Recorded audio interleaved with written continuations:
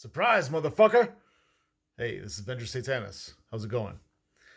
Um, Today's episode of Game Master Fails was brought to us by those antagonistic players that always want some sort of advantage and never want to be at a disadvantage. I don't just mean mechanically.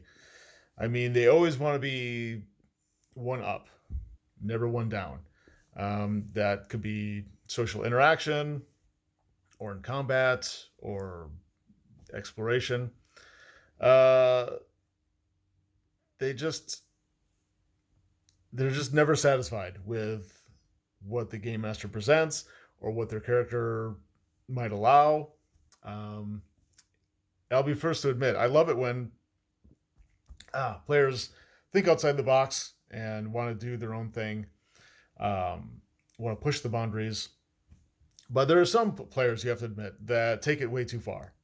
They will argue about rules constantly. They will try to find some obscure reason or some convoluted way that they can immediately get out of a tricky situation or circumvent all the obstacles, to just get it done as quickly and easily as possible. That's not always the case. It's not always possible.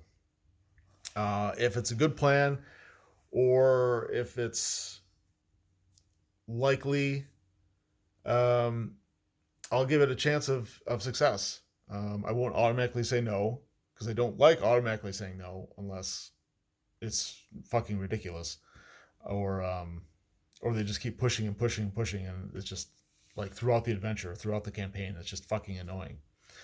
So, what I would do in that situation is I wouldn't just give in automatically, and I wouldn't constantly, over and over and over again, say no. I would give it a chance of success. And I would let that player know that if they fail, there is a consequence. Maybe I would leave it kind of vague. Maybe I would spell it out for them. Um, but I would let the dice decide if it could go maybe either way. Like they have a good point, but on the other hand, they're taking liberties with reality or with the rules or with, you know they're trying to skirt the edges and go around the corners and whatever. So yeah, that's what I would do, to prevent a game master fail like that, because it's all too easy to either give in constantly or just say no too much. I don't like to do either one that often. So I'll let the dice decide. I'll give it a chance. Let the player know what they have to roll. If they make it, great. It goes as they planned. If it doesn't, there's something bad that will probably happen because of that. And I think that's fair for everybody. And it prevents players from constantly nagging you with loopholes and weird harebrained schemes that probably shouldn't succeed, even if there's a kernel of possibility there. If they keep doing it over and over and over again, it's going to wear on the other players. It's going to wear on the game. It's going to wear on the game master. You don't want to put up with that shit over and over and over again throughout the adventure or the campaign.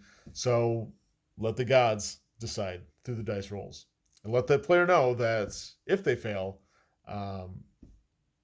there's a consequence attached. Something bad might happen. Not just because you're punishing them, but if you're trying to set one thing on fire and you want to set so it sets all of the place ablaze, there's a chance of that backfiring somehow. Maybe it sets their own shit on fire if it's intermingled with the stuff, or something like that. Just thinking off the top of my head, but yeah, you want to cut down on that. You don't always want to say no. Don't always want to say yes. Let the dice decide, and failure has consequences. So there you go. See you guys in the next one.